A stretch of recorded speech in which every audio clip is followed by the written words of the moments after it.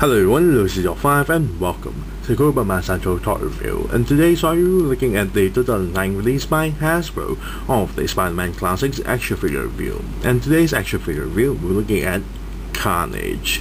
Now, I got this straight at a toy shop near my work area for 49 ringgit and 90 cents. I was quite surprised to actually find this in that toy shop, the same shop that actually gotten the Venom Scorpion figure at that price as well. And I've been wanting to get this figure for quite some time because I missed out the original toy-based version of Carnage. Now, let's take a look at the front part packaging. On top part of the packaging, you got a nice artwork of Spider-Man in a, posed in a fashion that he's, jumping from rooftop to rooftop and shooting the web, and in the background that there's a lot of buildings. That kind of image just to make sure that the kids know that this is Spider-Man, or at least he's colorful enough to get the kids' attention. And then the caption there is stated with captured web, so you'll notice there's two accessories there. And then you got the Carnage figure. Now at the back of the packaging, you'll notice there's a write-up on the top as stated, lurking around New York City, hiding by day and hunting by night, Carnage is the most dangerous enemy Spider-Man has ever faced. With total control over his body, he can split off pieces of himself to create traps or even infect other people to attack the web slinger from multiple directions. In a fight against Carnage, winning is the last thing on Spider-Man's mind. He will be lucky just to make it out alive. So you got the captured webs to wrap around the figure.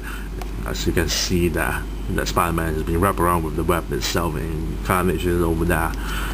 Now at the bottom, the superhero's wave itself is consisting mostly on Spider-Man, or at least all of them. You got the Spider-Man figure, you got the scuba suited Spider-Man, and then you got the black costume Spider-Man with the missile launching web on the left hand. And the super villains, we got Juggernaut, Venom, and Carnage. So, without further ado, let's open up this packaging so we can molest the toy. Be right back. And we're back after removing the figure, and there's the stuff out from packaging. Now, inside the packaging, it comes with two accessories, a matching pair of the captured webs. Now, the entire thing is designed as a web pattern, and it's actually not painted at all, it's just pure red plastic.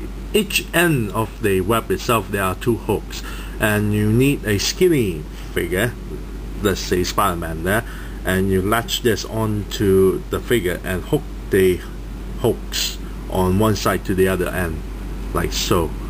But the hooks is rather flimsy, so it pop off quite easily.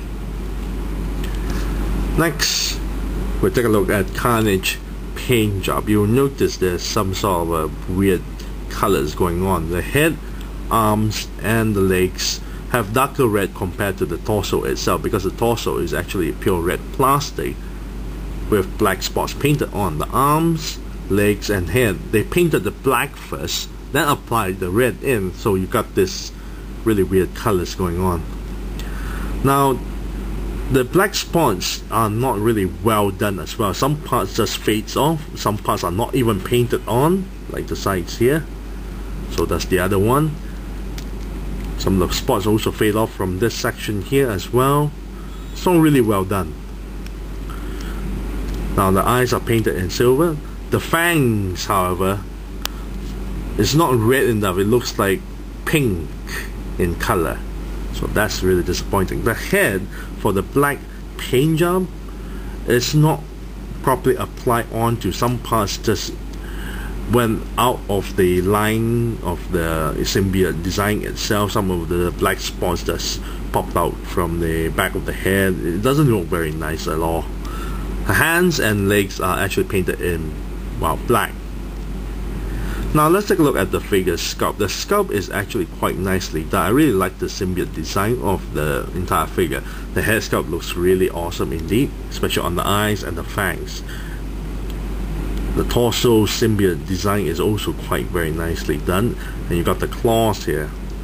Now the lower feet is actually quite pointy to show that it looks like he's wearing some costume feet there. Now let's take a look at the figure's articulation. The articulation, he comes with a hinged ball joint neck, so you can actually put the head up, down, and turn 360 degrees.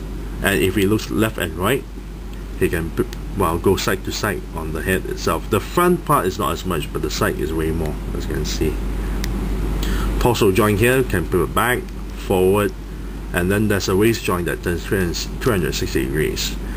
Shoulder joints here can turn 360 degrees and lift the shoulders all the way up this far. Upper bicep here turn 360 degrees. Double jointed elbow that bend this far, and wrist joint turn 360 degrees. However, there's also a hinge wrist joint here that goes outwards and inwards. You got a thumb articulation that goes outwards and inwards as well.